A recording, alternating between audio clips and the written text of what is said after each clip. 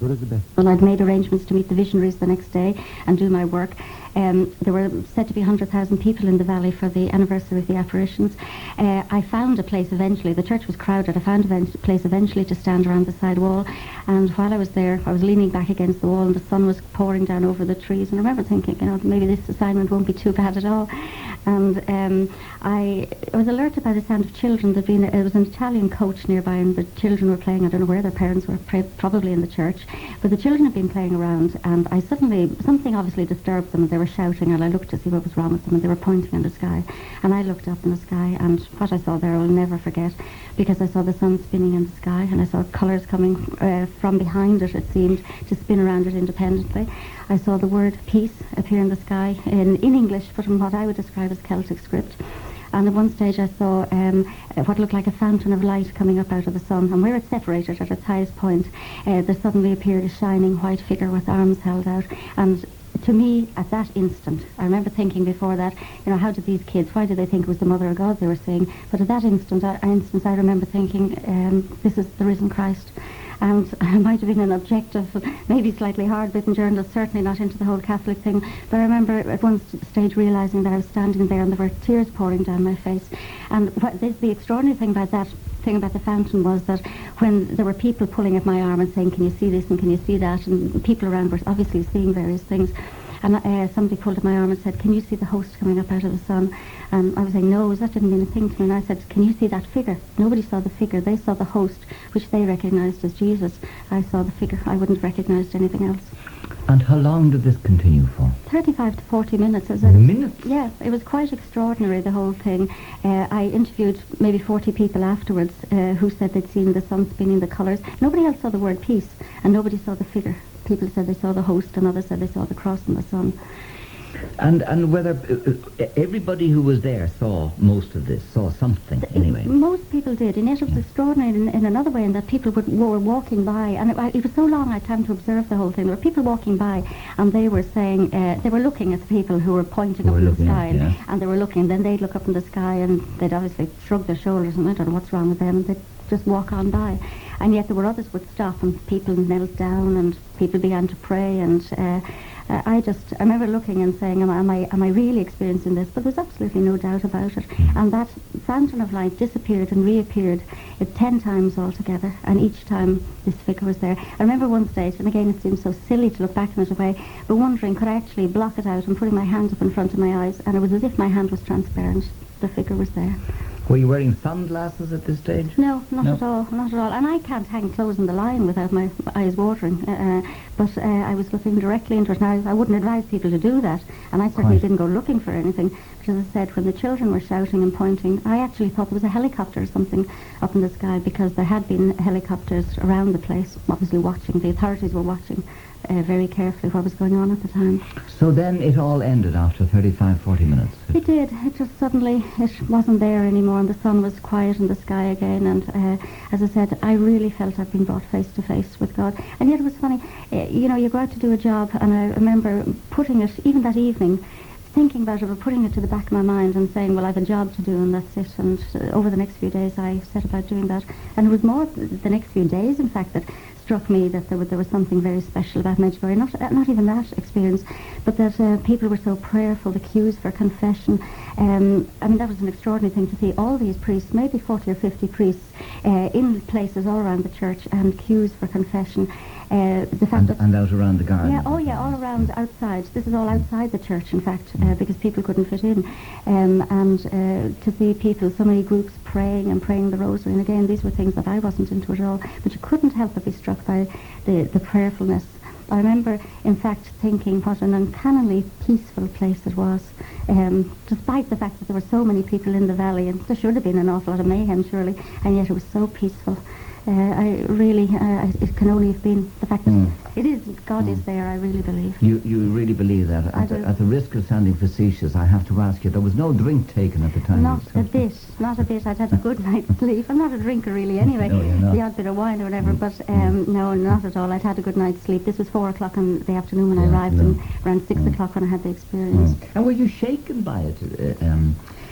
Were you sort of, well, shaky is the word I'm looking for. I wasn't physically shaken, but I was certainly stirred up inside myself. As I said, when I realised there were tears pouring down my face, and here I was, standing out in the open and looking at something that I would never have believed. But, I had to accept it. I saw it, I had to accept it. I remember when I came back being concerned, will people believe me? And it took me a week to write the story, and then it took me another 3 days before I had the courage to bring it in to the news editor and say, here it is, and I stand over every word, because I really thought people would think I was either crazy or I was looking for a good story or whatever. Yes, and what newspaper was this? It was for Sunday World, so you see, I went out to do a story for Sunday World, and I came back with this extraordinary story. And what was the editor's reaction? It was Sean Boyne, the news editor, and he read it, and he looked at it, and I waited. No, he didn't. He read it, and then he said, I just waited, and I was afraid of what he was going to say. And then he said, he said, I know you, and I believe you had this experience. And I suppose I'd been around for so long, I'd never been into anything like that. I'd never been accused of exaggerating in any story. I was believing, taking the facts and giving people the facts. So, why would this lead then to a conversion, and how long afterwards to the Roman Catholic Church? Because it left me with many questions about God in my mind. I really felt I'd been brought face to face with God, and I'd called myself a Christian before, but then I realised that if you're a Christian, Christ must be in the centre of your life. He hadn't been in the centre of mine, and I was left with a lot of questions. It took 3.5 years. There was no overnight or the road to Damascus thing at all. It took 3.5 years. I joined a prayer group. I queried a lot of things, but it was my belief, the belief that I came to have in the Eucharist, in the presence of Jesus in the Eucharist, that actually brought me into the Catholic Church. And the Blessed Virgin? She stayed sort of as somebody who was obviously, in Medjegore they say that she's there to lead people, to point people to Jesus. I'd been expecting a lot of maybe Catholic propaganda or whatever, and a lot of Marian stuff, but in fact they say, she says, I'm here to lead you to my son. She has become a real person to me since, but Jesus is certainly in the centre of my life. She is not as peripheral as she used to be. Oh, no, and especially since I researched the book and spoke with Maria over a length of time, she's come to be a much more human person as well. Okay, now I'm with Heather Parsons, who's editor of the RTE Guide, and she's telling me this extraordinary story about the effect of Medjegore on her. And you then, as a result of that visit and your experience, you set up a little travel company to encourage people to go to Medjegore. Yes, I think people thought I was crazy because when I decided that I should leave the Guide and go out to do something like this, something I'd never tried before. But I'd become aware that there was a great need for people to go out with a strong spiritual program. Up to the time, if groups of people brought a priest with them, that was great, and they experienced a real spiritual occasion on the pilgrimage. But if they didn't, well, they went there and they tended to wander around and maybe lose some of what was there or miss out on it. So I decided that the best thing to do was to try and organise pilgrimages that had a spiritual director, priest. People, young Irish people who worked as couriers, a lot of them were studying theology and that sort of thing, and who believed, who were Christians, and who would help to facilitate the pilgrims. So it made a difference. And how long did that company last? I remained with it for 2 years, and then the people with whom I was involved felt the need to move in more into the travel area. It wasn't what I had wanted to do at all from the beginning. So I resigned, and I decided maybe I would go back freelance for a while, which I'd previously been, and then I had a call. The multi-channel guide was going to be launched, and would I like to come back? Very good. Marija, Marija, you would probably be inclined to call it, but it is, in fact, their form of Maria. So Maria is 28 years old now, and she's been seeing apparitions of the Virgin Mary for the past 12 years. 12 years. So it's the 25th of June. She was there on the second day, 25th of June, 1981. Yeah, and she got married in September to Paolo Renati. I suppose some people were surprised that she got married instead of going into a convent, were they? Yeah, especially because Maria had been the very serious one, and the one who people had always felt would go into religious life. She'd even said herself that she felt maybe when the apparitions ended she would. She'd also be, each of the visionaries had been given a special role, a special task by Our Lady, and hers was to pray for religious and for vocations. So she felt that was where her direction in life lay. But things change as they go, as life goes on. And in fact, she fell in love with this young Italian man, and she also felt that it was maybe a strong word for marriage in these days. But I suppose the real thing is she fell in love, and she was very concerned, and she had a lot of struggle within herself, was this the right decision? I mean, you look back at people like St. Bernadette, people have had visions, and most of them went into convents and that, Sister Lucy and Fatima and that sort of thing. But Maria had a struggle, and a lot of people said a lot of very unpleasant things to her, in fact, and she was bitterly hurt.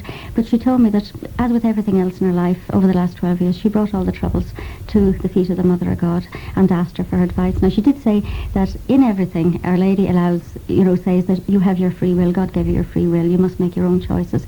But Maria asked for her blessing on their marriage, and Our Lady gave it. And she feels that she can pray for religious and pray for vocations in life as a wife and a mother, just as strongly. So she still receives these apparitions at the same time every evening? It's the same time, 20 to 7 our time, their time, every evening.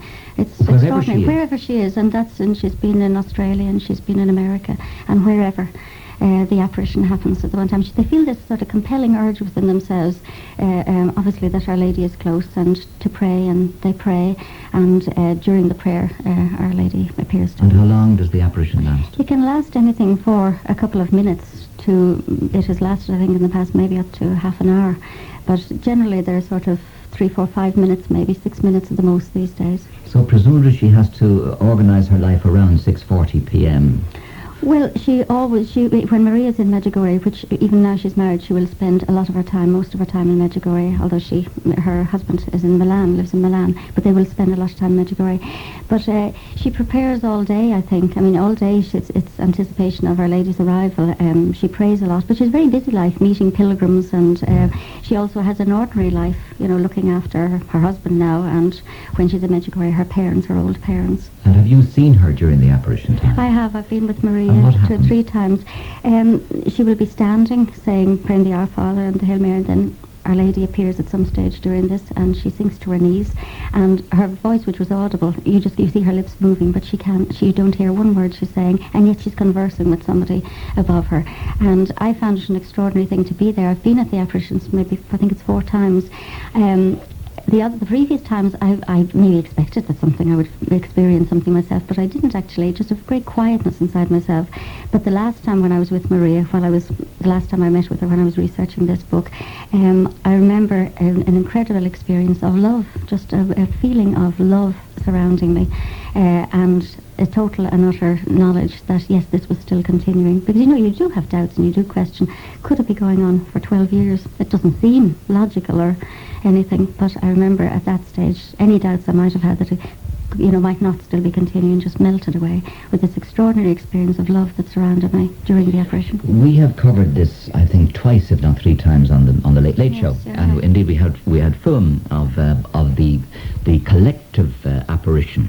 And the extraordinary thing about them is that they hit the ground and they go rigid. Did you experience that? Yeah, I didn't touch Maria, obviously, and I was kneeling right beside her. But they're totally oblivious to everything else. The only thing that is there for them is the Mother of God, and tests have been carried out. I mean, these apparitions have been tested like no others over 12 years, from a medical, scientific, psychological point of view, in every way. Nobody can rouse them. They actually, in the early days, they stuck pins in them, and they didn't flinch, they didn't seem to notice. It's as if they're out of time, out of space. They're in the presence of the Mother of God. They've been prodded and pumped and distracted. And yet the scans, the machinery they've hooked up to their heads and all have shown that they're not in any sort of trance. There's no sort of the medical people haven't been able to put their finger on exactly what has happened to them, but they are experiencing something.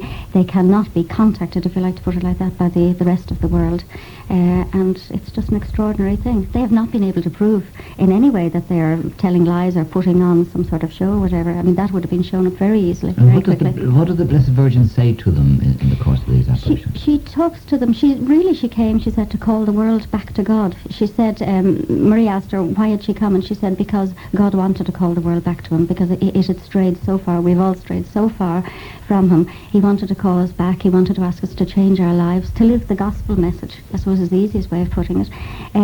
But he had allowed her, he'd asked her to be his messenger, and he had allowed her to choose the place and the people.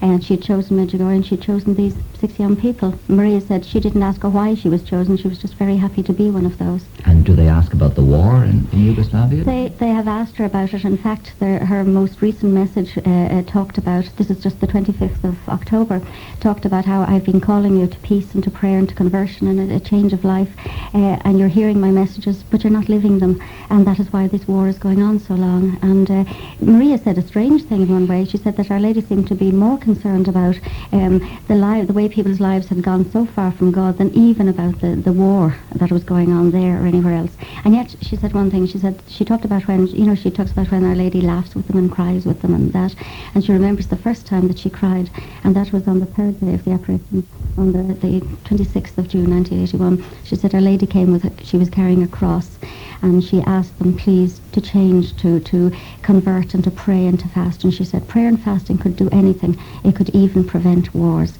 And then she cried, and Maria said they cried with her. They said every time she's cried, they've cried, because you couldn't help but crying when you see the tears on her beautiful face.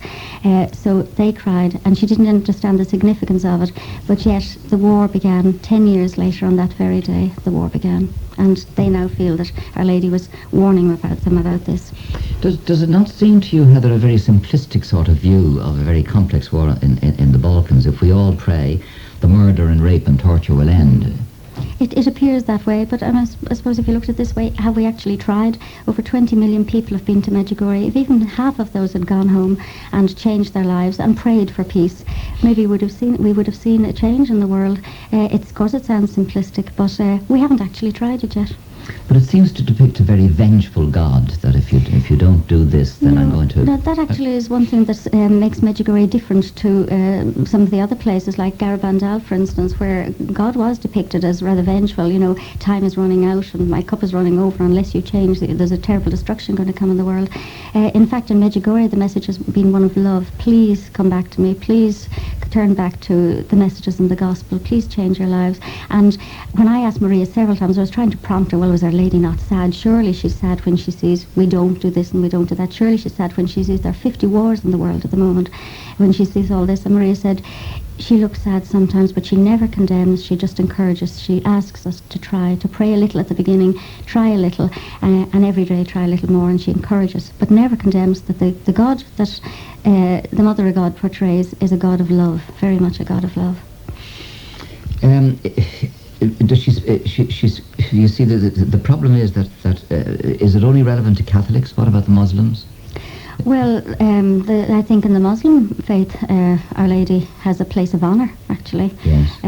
But no, one of the strange things was that she said at the beginning, somebody asked a question. They used to ask the visionaries to ask certain questions. Yes. And they said, who is the best person in the village? And Our Lady said the name of a Muslim woman. And somebody said, but she's a Muslim. I think they expected a Catholic. And Our Lady said, she lives a good life. She is a good person, and she was the best person in the village, because she was living life to the best of her ability and understanding. And the thing that came across to me was really bringing us back to, I suppose, the two commandments God gave us. Love God and love everybody like yourself. And it was, if you love, that was the most important thing. Liam has been on the telephone to say it's very interesting listening to you. He remembers reading a comment by a priest at Medjugorje during the war. He said the fact that the Muslims were being attacked by the Croatians was justifiable retribution, and he makes Liam doubt that such things could happen in Medjugorje. It's supposed to be a holy place. Why then would the priest say such things? Well, I couldn't honestly believe that any of the priests of Medjugorje would say anything like that, and I've certainly never heard them. All you hear there is a message of peace and love and conversion, and the aid that pours into Medjugorje from all over the world is distributed to people, to everybody, to Muslims, to Serbians, to Orthodox, to anybody. I haven't seen anything like that at all. How has the place changed since the war? It's changed in that over the years, when there were so many pilgrims, 20 million people going through the place, these huge houses that sprung up. A lot of people came in from outside as well and built houses to, come in on the whole tourist boom, if you like to put it like that. So these huge houses sprang up everywhere, 3 and 4 stories high. They're now closed and shuttered, or they were. Now they're being opened, and refugees are being put into them, housed in them. So it's changed in that way. The crowds have gone. There's only a handful of people ever in Medjugorje these days, and yet, you can travel to the split and travel down, and it's quite safe. I had no problems at all. One checkpoint anytime I went down there. But that is mostly. Apart from that, it is so peaceful and quiet. The thing that struck me about it is it's like an oasis of peace. It's in the centre of this devastation that is out there. You travel a few miles outside Medjegore and you see ruined communities and bombed out churches and little villages that the houses are bombed and everybody is just gone. And then there are all the other horrors, the camps and the refugee camps and all the rest of it. And as I said, Medjegore is like an oasis of peace in the middle of it. It hasn't been hit. 6 bombs fell on it. 2 went off, damaging a house on the outskirts, and a cow was killed, I believe. And the other 4 didn't go off. They just didn't go off. Well, there's a female caller just been on to say that there are still pilgrimages going from Dublin, not as frequent, but certainly there are still going from London as normal. She herself was there last week, she says. Yes, people are going out regularly, but only in handfuls, not in the hundreds and thousands they were, obviously. Yes. There were reports earlier this year that the village had refused to allow Muslim refugees occupy the houses that were lying empty when the pilgrims stopped coming. Yeah, that was one of the many reports about Medjugorje that just had absolutely no truth in it whatsoever. For one thing, Muslims would not be that interested or happy about going into Medjugorje, probably because they would want to be with their own people, and Medjugorje is in a Croatian part. Their Muslims are in Lubishki, which is about 3 miles away. Muslims come in and out. When I was in Medjugorje earlier in April, I spoke to some Muslim men who were there, who were in and out. They were receiving aid and bringing it back to their people, just 3 miles away. As I said, people prefer to be with their own, especially at a time like this. There was one man I spoke to, and he wanted me to give back thanks to people in Cork who'd sent out seed potatoes, which were flourishing. But that's not true. There's so much misinformation about Medjugorje that it's really unbelievable, because they have never refused. I was with Father Svetozar, who was over here only in September. Most of the aid that goes to Medjugorje goes to him. You know, Kay Barry, who's nominated as European Woman. Kay has sent over 90 trucks out. Mostly they've gone to, and her helpers, mostly they've gone to Father Svet. I've been with him when he's distributed that, and it's gone to everybody. And the priests in Medjugorje are just so full of compassion and love. They could stay there where it's so peaceful, but they don't. They go out and they go into areas where nobody else will go, particularly people like Father Svet. And they bring the aid to places that at times, it was one village hadn't seen a priest for a year when they went into it. But the priests are people who've been very much affected by the war there. One particular, Father Franjo Radman, that I spoke to, he just felt, the first thing he said to me was, it is a terrible thing to be a priest in Bosnia today. And he talked about how he goes into the confession box and he never has a normal person with a normal confession. Everything is horror. And he told me some of the awful horror stories that he listens to, and how much has it affected him. In fact, he's been chosen as an envoy by the Franciscans to go and try and explain the complexities of the situation there and explain the suffering of the people to others in the world. He's visited NATO and the United Nations and the presidents of America, and he's been to Britain, he's been to Canada, he's been everywhere trying to explain it. He finds it difficult to get across to people. And talking about aid, just, as I said, Kay Barry and people like that, so many people in Ireland have sent so much aid. A ship went out from Donegal laden with food a few months back. But people, the aid that has gone out has been really, really incredible. And I've been very touched by it, by seeing what's the good it's done. Yes, it's extraordinary that in a place like that, that on the one hand you have this huge expression of love and concern and so on, side by side.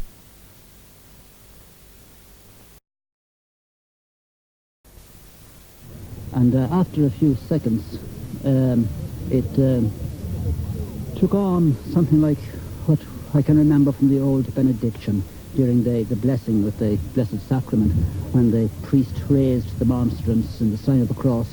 And as it was raised to its highest point, which was the first movement of the blessing, I could see the sun behind it, proving to me that it wasn't the sun that was actually doing queer things.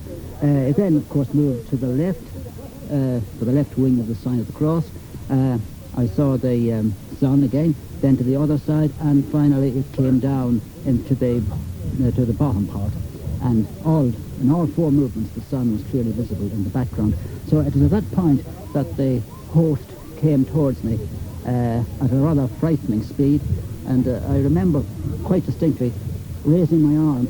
I couldn't be quite sure whether it was to protect myself at an object that was coming hurtling towards me, or whether it was to touch it. I can never know that. But in any case, I remember distinctly leaning back against the wall of the church, trying to get as far away from it as possible, as if in fear. But anyway, it didn't obviously come quite all the way, and then it retreated back again to its position in the sky. And it would have stayed there in its same shimmering state for an indefinite period. I didn't know how long. It wasn't, in fact, until it disappeared and the sun reappeared that I looked at my watch, and it was by then 3 minutes past 7. So this had been going on for 23 minutes. It didn't seem like 30 seconds, but it was 23 minutes actually. 12,000 pilgrims from Ireland alone visited Medjugorje in 1989. Many of the groups have been led by Reggie Donnelly of Belfast. I started coming last year.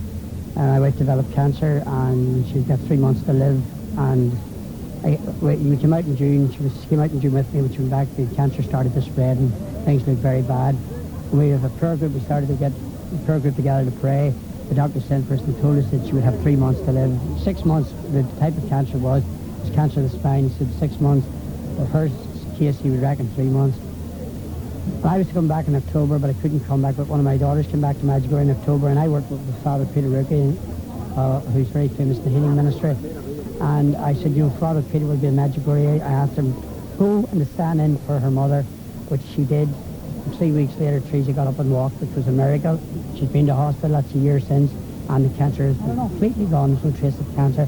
So on Thanksgiving, I knew a power of Mary here in Medjugorje, so I made it part of a pilgrimage to come here and to bring other people to spread Mary's messages to Northern Ireland, particularly Northern Ireland, because the need for peace is so much there. All together for about 1,000 people, but for Northern Ireland this year alone, an average of about 600. All classes, all creeds. I've had non-Catholics of Church of Ireland, I've had Baptists, I've had Methodists, I've been Presbyterian people have come. I've had people seeking God, most seeking God, particularly among the young who find that hard to, they've lost the faith, they've sort of drifted away from God, and when they come to Medjugorje, as I say, no one comes, they're called. No one has come. I've had young people out who have been alcoholics, drug addicts, people who have been involved with satanic practices, people who have been involved with the provisional IRA, men who have come out here and have received the grace of conversion, realised that their apostate, which they believed in, they thought was it, but they realised then that they were wrong, because when they came here they found the love of God. And you cannot love God, you can't love God if you cannot love your fellow man, because Jesus says, love one another as I have loved you. And I feel they find that love when they go back and their whole life changes completely. One IRA man whose life changed completely was Mark Lenihan, who told his story to a packed audience in Dublin's National Stadium. My choice was to get involved in the provisionals, and 1978 was the time when I joined what's called the Auxiliary IRA. They were a police force of the IRA, and one of the sort of very brutal areas. The reason why they're very brutal, a particular sort of area of the IRA is this, that they would be regarded by other areas of the IRA as sort of soft, sort of softies. They're not in active service, they don't take any risks as such. So it's a thing of trying to outdo the rest of the IRA in brutality, this particular section. At the same time, Our Lady was appearing in Medjugorje. This was what I was up to from 78 to 81. And in 1978, the types of things expected of IRA auxiliary units was you would have slid cameras down doors, within the houses, drag people out, with total absolute disregard for parents, for screaming parents, for chaos, for all the brutality and mayhem that was involved in it. So that went on unabated for a number of years, causing immense hardship, immense suffering, immense grief, totally polar, totally the contrast to what Our Lady is talking about in Medjugorje, that we should sort of steep ourselves in this sort of love, reconciliation, peace, all those things I was a million miles away from. At the time, just to give you the type of coldness that was involved, there was two types of punishment shooting, and there was a sort of vernacular. There was a local name to them. One was a mixed grill, and that was where you were shot in the ankles, knees, and elbows. There was another one called a four square. You were considered lucky there because you only shot in the kneecaps and the ankles. And so all that paints a very sort of cold, very black picture of exactly what was involved. For me, I went to jail. I was still very heavily involved in the IRA. I refused to recognise the court. I said nothing about it. Such was my commitment to them. I ended up, I did 22 months on remand, and I got a 12-year jail sentence in 1984, the 12th of January. At the time, I even stood up the court, I shouted something at the judge, chuck the ILR, something like that there at the time, and the judge said, chuck the ILR, has 12 years. And that was his reply, you know. And that'll put that out of you. So I went in anyway into jail, still very much involved in holds for different areas of the IRA, intelligence, communications. And for me, I was confronted one day with the message of Medjegore, and that was during the mass one day in the canteen. And at the time, I was still involved in the IRA. I was exchanging communications with different people on the wing at the back when a Father Paddy Kenny, a Milton priest, came in, and he, in a very powerful, in a very spirit-filled, in a very dynamic way, poured out this thing, the message of Medjugorje. He gave a history of the messages and traced the whole history, discussed the visions, discussed the secrets, but he more or less, the very the impact message that he gave was that Medjugorje was the age of mercy. And that for me was the beauty of the message of Medjugorje. Love, peace, and centered around five, Father Yodes always made reference to these five elements. The five key elements which would be our strength and our rock would be the two sacramental Eucharist, confession, prayer, fasting, scripture. Five rocks, just like the rosary is like a weapon in our hands. So I'll just finish off by saying and by thanking God for his great goodness, his great love and his great power in lifting a person like me out of within. And no doubt if he can lift the likes of me, he can lift all our brothers and sisters. So I thank God for that, and I thank you for bearing with me tonight. God bless.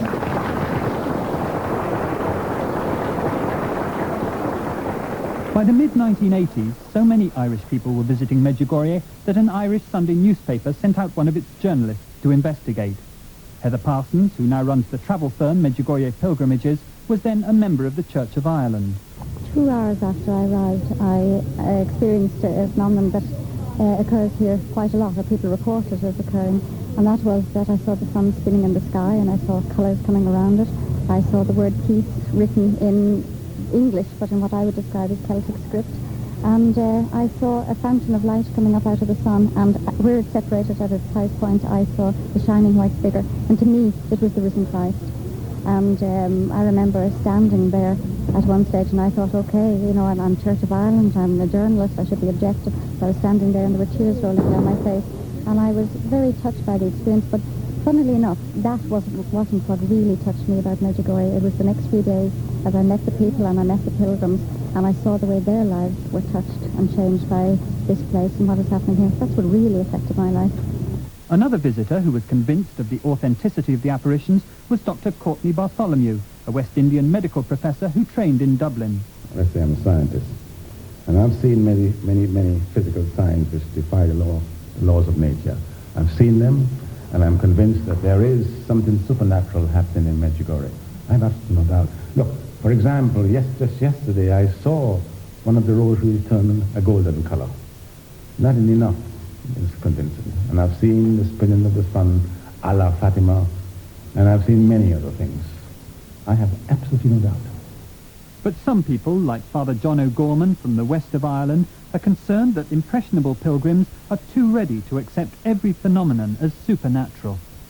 I know now the other evening we had a house mass, if you want to call it. It was a gathering of maybe 40, 50 people. And at that gathering, the host that I would have used that evening for the adoration of the Blessed Sacrament after Mass was a host that would have had the lamb imprinted on it. And afterwards, the gathering, some remarked that when the host was being carried, they saw the lamb on it.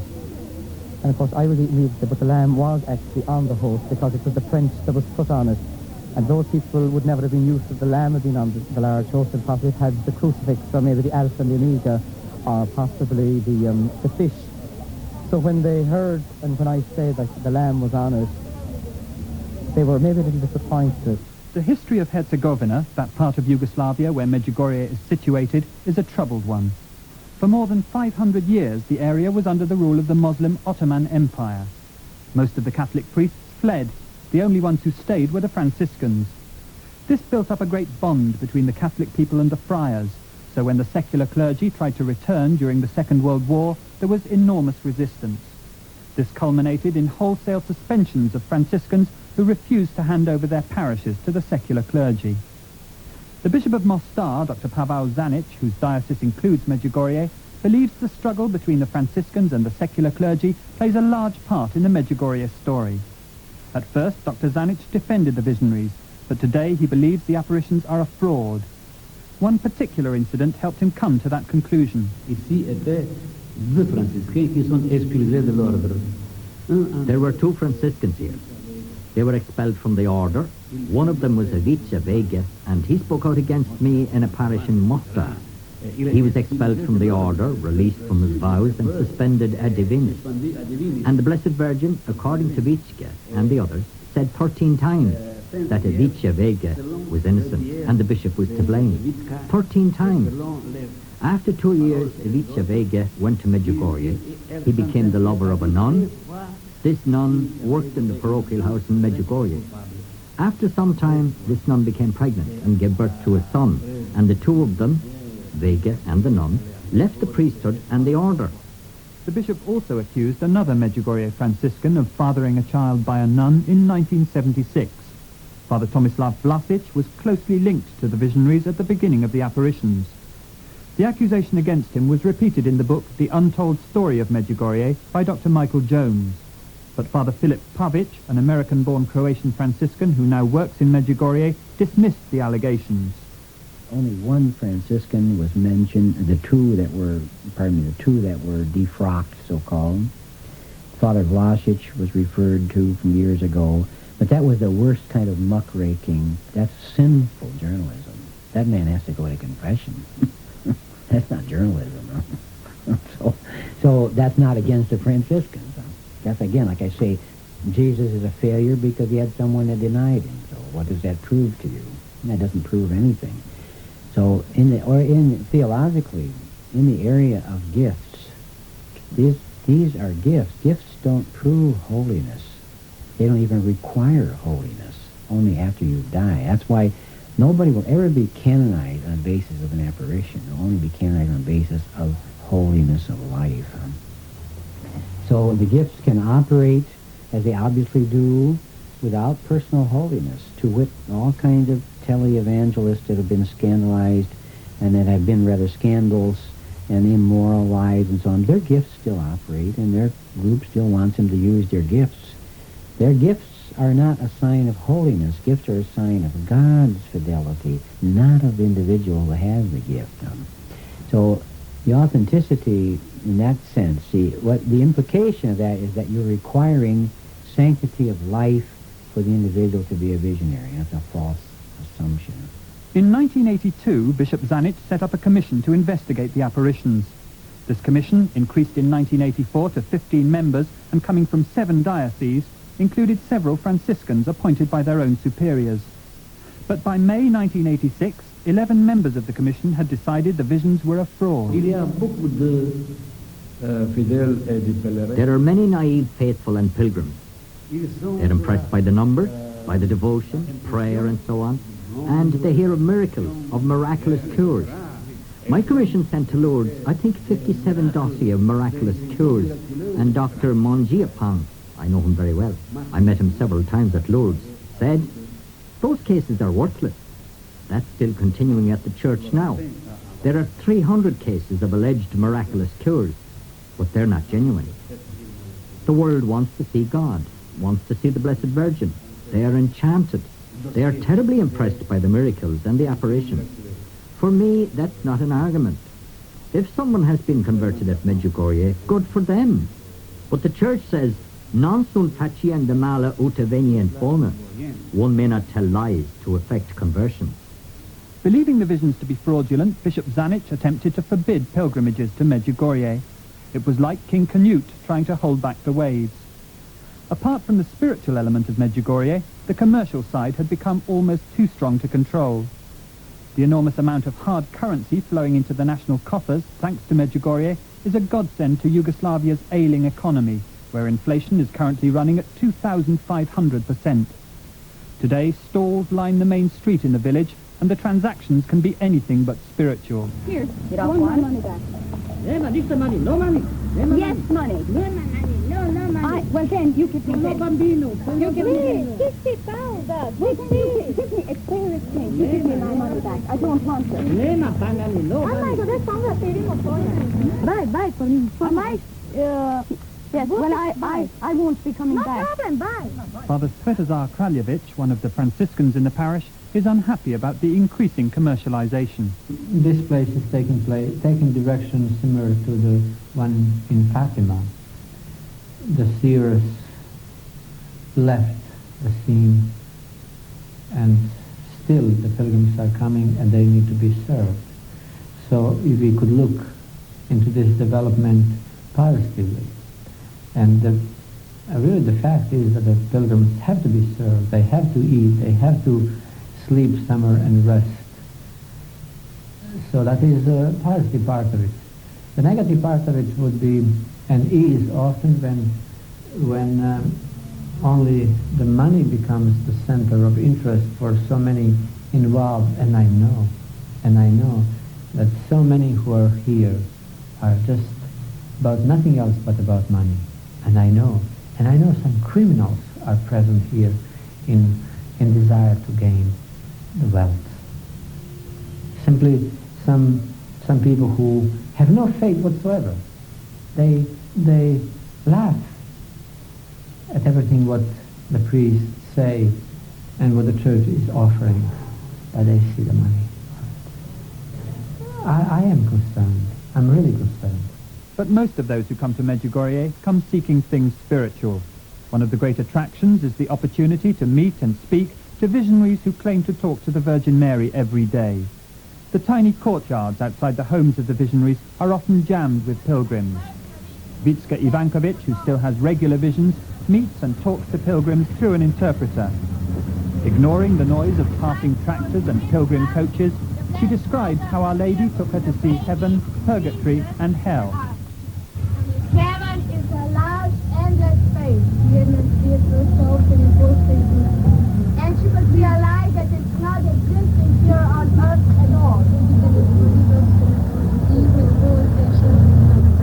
And she could see the people dressed in gray, pink, yellow dresses. Walking, praying, singing. And above them were little angels. And the Blessed Mother said, look how happy the people are being here in heaven. Purgatory is a large place as well. But in purgatory you cannot see the people. You can see dark and gray and ashes. And you can feel the people, you can hear them struggling.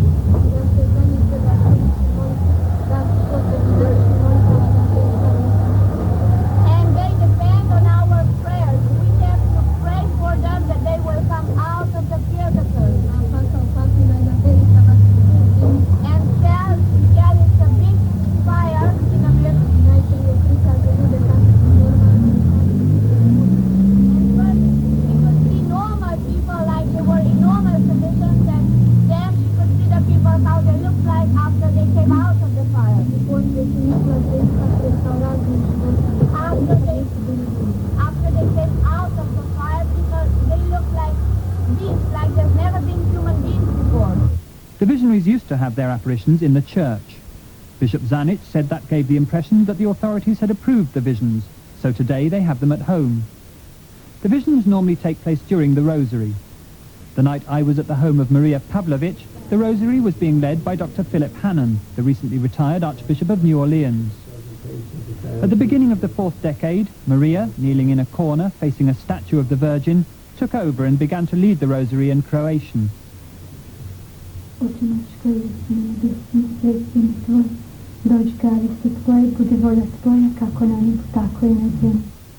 Suddenly Maria fell silent. For a full 7 minutes, she fixed her gaze on a spot just above the statue, her lips moving soundlessly.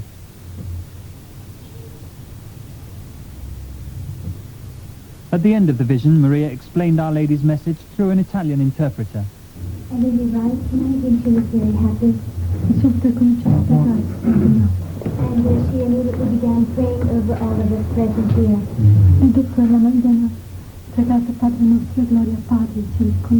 And afterwards our Lady prayed in Our Father, and the glory be to the Father with us together. And then Maria recommended to Our Lady each one of us here present and all of our intentions. And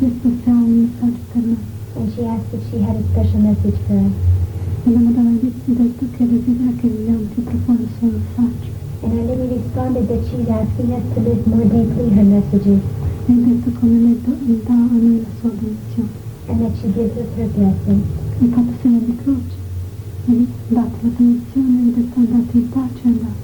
And so she gave us her blessing, making the sign of the cross, and as she left, she says, "I go in peace." And that was all. Afterwards, Maria spoke for the first time in English about the message of Medjugorje. Praise, conversion, peace, confession, holiness. And Our Lady every time said for live, put in practice this message. To live the message and to put it into practice. Yes. You still see Our Lady? Yes. And what does Every she... day, quarter of six is moment of for apparition. And this moment, I and the other visionary pray for all people who come here in Medjugorje. You saw Our Lady tonight as well. What did she say tonight? This night Our Lady give blessing and said for live message give deeply. How long will Our Lady continue to come to Medjugorje? I don't know. And would you like to see more people from Ireland coming to Medjugorje? Yes, I see many people who come from Ireland, but I think I like more people come and hear this message of Our Lady for have peace. Here is Our Lady like Queen of Peace, and she every day tell us for pray for peace first in our heart, after in our family, after all the. But the Bishop of Mostar disagrees. He doesn't want to see pilgrims coming to Medjugorje, neither priests nor laity. Je peux défendre aussi pour tous les prêtres étrangers. It is my wish that foreign priests should not come to Medjugorje, but I don't want to forbid it directly. It is also my wish that pilgrimages should not come to Medjugorje, but I don't forbid it officially. I'm certain that nobody, not the Sacred Congregation, Ratzinger, not the Holy Father, can say that the apparitions are authentic, because the contrary arguments are too strong. So if the local bishop doesn't want pilgrims to come to Medjugorje, why was Archbishop Hannon there? Well, I didn't have the opportunity before, and also I did not wish to come when I was the ordinary of the Archdiocese, and when the bishop here let it be known that he did not want bishops to be here. But now that I'm retired, I thought, well, it was permissible for me to come. The scripture words, I think, are pertinent here. By their fruit you shall know them. And as long as the fruits are as good as they are, I can't see that there would be any disturbing of that. One Irish bishop who's visited the shrine is Bishop Seamus Hegarty of Raphoe. He went 2 years ago to find out for himself what was happening in Medjugorje. He sympathises with the problems of his brother bishop. Oh yes, the Bishop of Mostar is in an extremely difficult situation, and no bishop would underestimate the trauma and the difficulty which he has to go through in discerning what guidance and direction he is to give his people. Out of respect for the bishop, one clearly would not wish to aggravate an already difficult situation. One would not, for instance, initiate or preside over or lead an official pilgrimage group, say, from a diocese. But one cannot, I think, reasonably prevent people who wish to go there privately and individually. We have seen cases in this country in the fairly recent past where certain alleged phenomenon were taking place, and bishops did speak again in the same spirit and with the same sincerity as the Bishop of Mostar has spoken, and people continue to go there. But the interesting thing is, I think that if we look at the story in the Acts of the Apostles, chapter 5, when St. Peter was challenged about his preaching about Christ's resurrection, he was forbidden to teach and to preach that.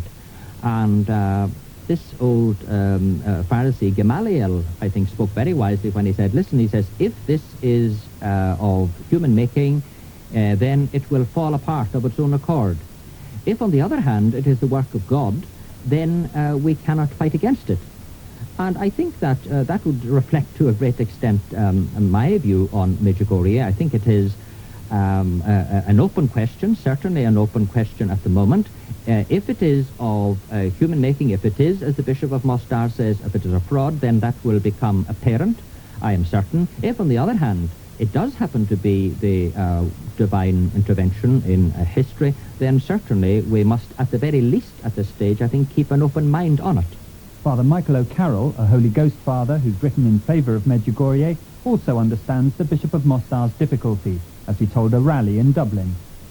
Ecclesiastical authorities are always faced with this problem. We're all affected by somebody who convinces us that he has seen a vision. I got a lift in a car today from someone I've known for a long, long time, who told me on the way into town early this morning that she had had a vision of the Lord. I'm quite certain she's speaking the truth. No one else will ever hear about it from her. There are very many other people who have experiences of that kind.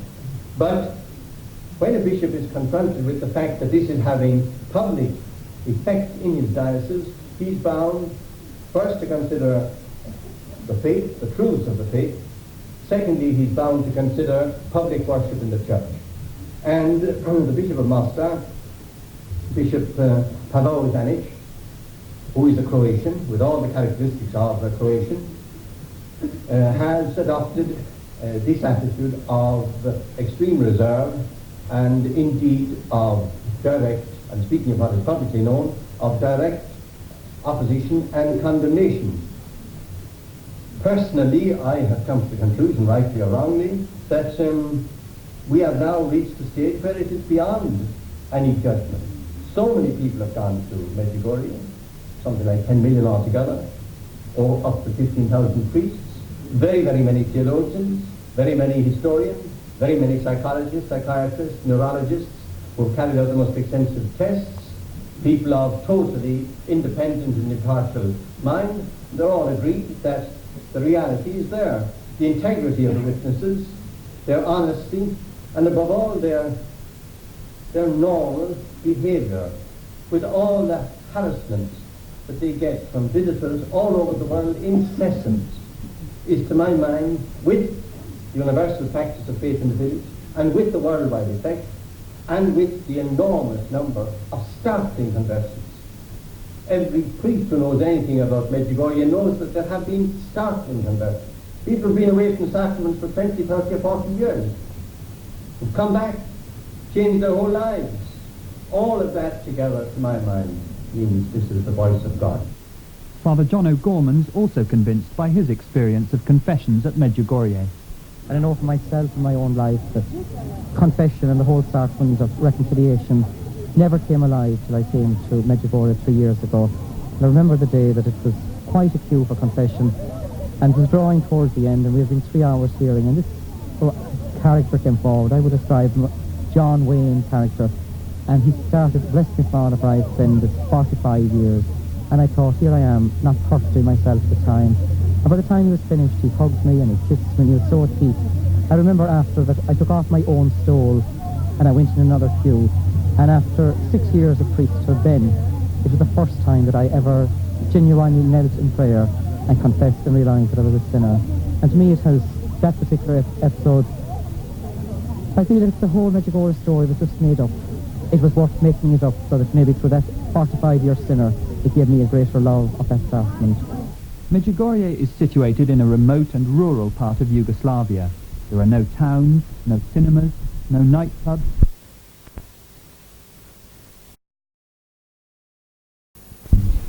Halfway up this seemingly interminable hill, at the 10th station, 14 stations of the cross, walking, seems almost vertically, up the most rugged and stony path I've ever seen. At the top, the crucifix, which was put up in 1933 by the people of Medjugorje to commemorate the 1900th anniversary of the death of Christ, a place where many people say they've seen visions and apparitions of the Virgin Mary. As we climb further up the steep path, we pass the litter of 10 years of pilgrims. Occasionally, by the side of the path, beggars with one leg, with sores on their body, holding out hands with Yugoslavian dinars in them, asking for alms. From the crowds of international pilgrims that ascend this hill every day, closed in by the bushes and the trees, here, perhaps 2,000 feet above Medjugorje, it's still impossible to see the top of the hill. All you can see, looking down, is the village of Medjugorje and the church where the apparitions took place for several years, and in the distance, the mountains with the sun shining on the tops. And in a place like this, it's easy to understand how people can have vision. I have seen rosary chains that have turned into a golden color. I've literally witnessed them in my hand turning. I say thank you to God when I see that. It's just a nice little confirmation. Or the mysterious pictures that people have that they've taken of the cross or in the field, and they get something that appears to be an image of Mary or of Jesus or whatever. These are all nice little things. Some of them maybe are real, some of them I think are an extended imagination. American Lutheran Wayne Weibel, who spends his life spreading the message of Medjugorje, believes such phenomena can turn people off. This can easily turn someone off. It would turn me off as a journalist, let's say, had I not been more involved. And it does. When people do not graduate beyond that stage, it is definitely a turn off for me as well. I think maybe it's like when we were children and Christmas time rolled around. We loved the bright lights of the tree and the presents and the mystique of the Santa Claus. Then we grow older and we begin to get beyond that. I think Medjugorje is the same way. Yes, I think we all come looking for a bit of phenomena. We do. And even those I've come across who have been there 2 and 3 times are still looking for a certain bit of the phenomena. But after a while, when you've really ingested the message and you begin to develop the spiritual life that Mary is asking, which is what it's really all about, it is simply a summation of the Holy Gospel of Christ. Then you get away from the phenomena, and then I think you have the inner peace and that individual peace that she speaks about. But despite all the obvious peace and prayer at Medjugorje, there are those who still have doubts. Local Franciscan Father Slavko Barbaric wanted to prove for himself that the visionaries weren't lying. 1 month before the first anniversary, 30 evenings, I spoke with every of them, and I did so. I took every evening some of them as first, and nobody knows who shall be the first, and nobody knows who shall be the second. The first and third, it was possible to contact to tell, yes, he asked, so please answer. So, but the first and second, never. I told them. So you're saying they always produced the same message from Our Lady? Yeah, and I wanted to see and during 30-day evenings of the apparitions what. And I was sure they are seeing somebody before them, and this somebody is speaking to them and telling them something. But if Father Barbaric was convinced, the Bishop of Mostar and other investigators weren't. Apart from the allegations about the personal lives of 2 of the Franciscans, there were also claims that the messages were being distorted or twisted afterwards to fit facts. Professor Louis Bélanger, a Canadian psychologist, and Father Ivo Sivrich, a Medjugorje-born Franciscan, have written a book, The Hidden Side of Medjugorje, which claims to expose some of the frauds. At an early stage of the apparitions, the visionaries were promising that a sign of their authenticity would be given by heaven. Ivan, one of the visionaries, wrote that Our Lady had told him a great sanctuary would appear by a certain date, but nothing happened. Supporters of Medjugorje say he was pressurized into writing down the message. Professor Bélanger says the messages are sometimes changed to make them seem authentic. In an early message, Our Lady is supposed to speak about doubting Judases. That's changed by many sympathetic authors to doubting Thomases, which seems more scripturally accurate. On another occasion, while the visionaries were allegedly in ecstasy, Professor Bélanger moved as if to jab his fingers into the eyes of one of the girls. She jerked her head backwards. Later, after speaking to one of the Franciscans, she said Our Lady had been about to drop the child Jesus, and she'd moved to catch him. One of the most serious difficulties for the supporters of Medjugorje is the undisputed claim that on the 7th day of the apparitions, the children predicted the end of the visions.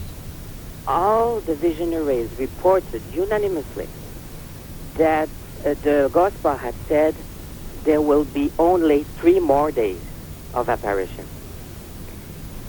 So, it is in the transcription, we hear that on the cassette 7 times. It is repeated on the 12,000 word transcription. This has been totally hidden by most of the propagandists of Medjugorje. When we see all these events, we see that it's difficult to qualify them as a hoax. I think it began on the first minute sincerely by Ivanka and Mirjana. I think so. I have no proof of lying at that moment. But what we have more is not maybe the lying of the visionaries, but the manipulation from the Franciscans in Medjugorje at that moment. And at that moment, this is my, let's say, diagnostic. I think that the visionaries become spiritual hostages. That report from Medjugorje was by Kieran Wood, our religious affairs correspondent.